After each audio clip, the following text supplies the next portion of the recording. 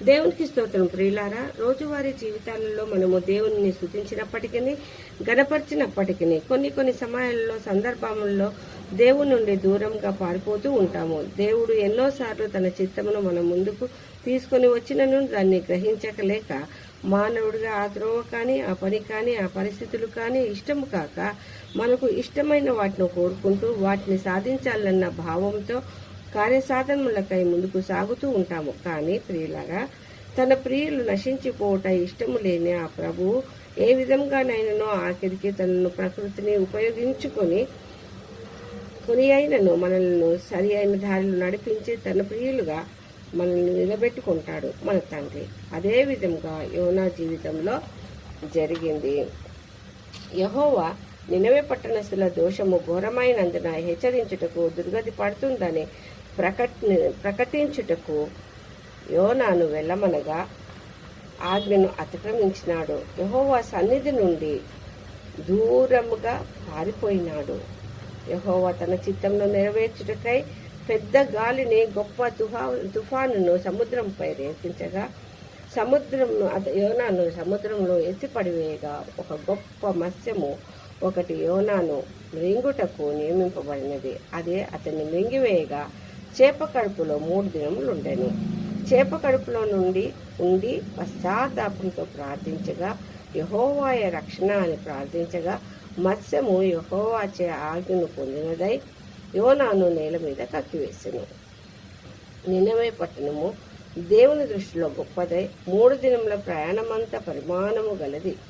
అయినను రక్షింపదలసి 40 దినములలో నాశనమగునని ప్రకటింపగా చిన్నలేమి, పెద్దలేమి, గనులేమి, అల్పులేమి ప్రతి ఒక్కరూ పశ్చాత్తాపంతో ప్రార్థించిరి.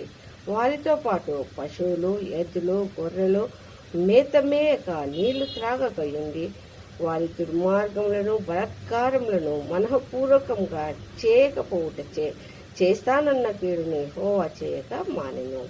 అప్పుడు యోనా బహు చింతాక్రాంతుడై నేను ఎరుగుదును, ఈ విధంగా జరుగునని అని తలపోయొచ్చుండగా యెహోవా అతన్ని సంతోషింపదలిచి ఒక సెర చెట్టును ములపించాడు. 1 రోజులోనే నీడనిచ్చిన దాయను. మరుసటి రోజు పురుగు తొలిపించగా అది నశించగా దానిపై కోపించెను.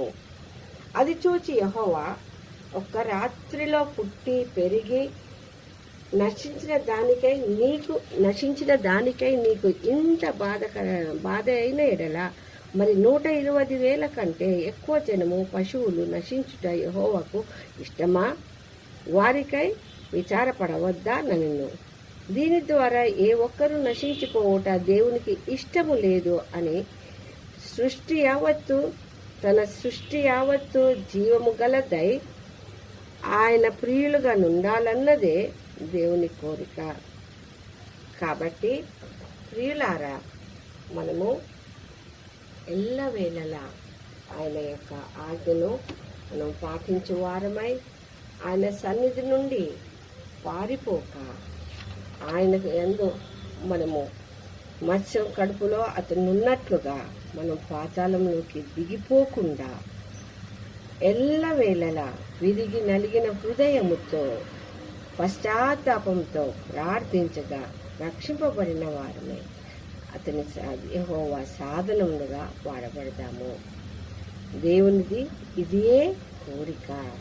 ఆ విధంగా మనము జీవించుటకు దేవుడు తన యొక్క పరిశుద్ధాత్మ తోడిన సహాయాన్ని మనకందరికీ దయచేయునుగాక. ఆమేన్, ఆమేన్, ఆమేన్.